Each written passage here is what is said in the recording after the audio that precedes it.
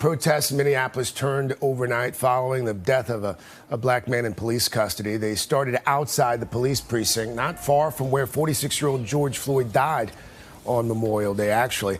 An auto parts store and some other buildings were left in flames. Several businesses were looted as well. Video from Monday's incident shows that police officer kneeling on Floyd's neck for about 8 minutes as he pleads for help. This morning, the city's mayor is calling for that officer's arrest. 4 officers involved have been fired. We are joined now by former NBA star Stephen Jackson. He was lifelong friends with George Floyd, and Stephen, of course, spent about 14 seasons in the NBA. Stephen, good morning to you, sir. Good morning. You described George as your twin. I know you grew up in Houston together.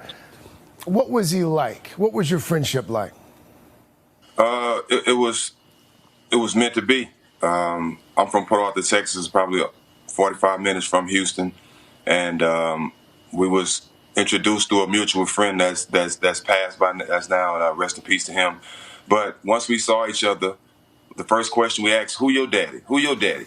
and it went from there. We always hung together. Every time I went to Houston, it was my first stop to stop and pick him up and see what he was in CUNY Homes. And what's killing me the most about this whole thing is being a professional athlete.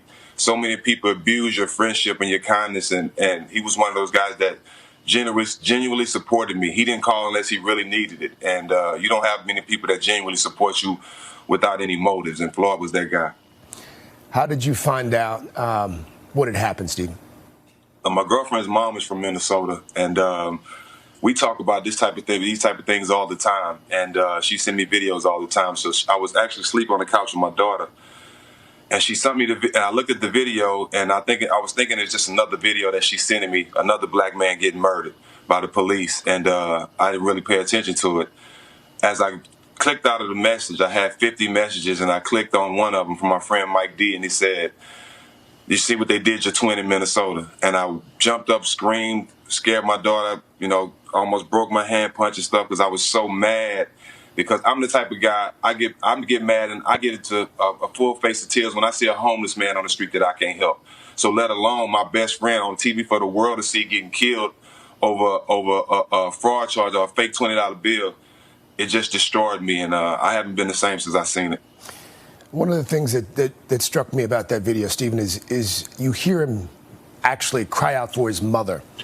I did not realize that his mom had actually passed away 2 years ago. When you saw that, when you heard that, what did you think? It hurt, man. It hurt because I knew that was a cry for help. I'm a black man, and I'm a strong black man, and I know Floyd. That's a cry for help.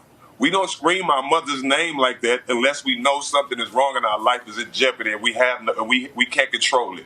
That was a cry for help. He even cried out for his kids. It's just tough to see. His kids had to see that. I was talking to his daughter's mother yesterday, and the whole time I'm talking to her, the daughter is screaming. She has to see this. The whole world has to see this, and she has to deal with this for the rest of her life. It's just not right, man. His 6-year-old daughter. Stephen, you wrote something on Instagram that caught my attention last night. You wrote that you two both have something else in common now in his death. You wrote that both of your names will live forever. How will George's name live forever? A lot of police brutality has gone on. They have a lot of kids, black young men have died.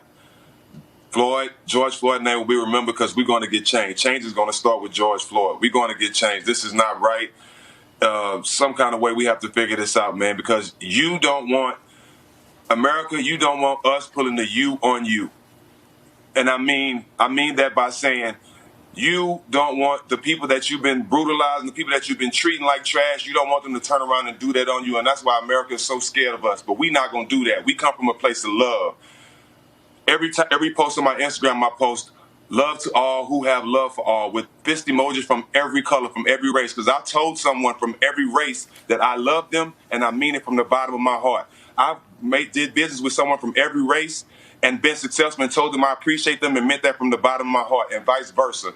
So this is wrong. I don't stand for what's wrong. I stand for what's right, and I'm going to get justice for my friend. Stephen, Before I let you go, I want to ask you about the protesters. We saw them for a second night last night.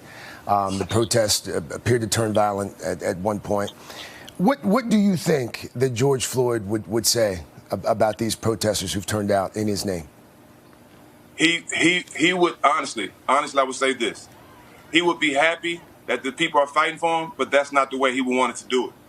He wants the people that's responsible for his death penalized. He wasn't the type of people to hurt innocent people. We were the same type of people, just like I said. We'll ride and see a homeless person, and if we can't do nothing for him, we'll get emotional. So this is not what Floyd would want. Floyd would want everybody standing together and fighting for justice, and that's it. He's not the type of person to promote violence, stuff like that. He used to baptize people. So this is what we're saying right now. This is not what Floyd would want. Stephen Jackson, I appreciate your time this morning, brother. Thank you. Thank you so much. Thanks for having me.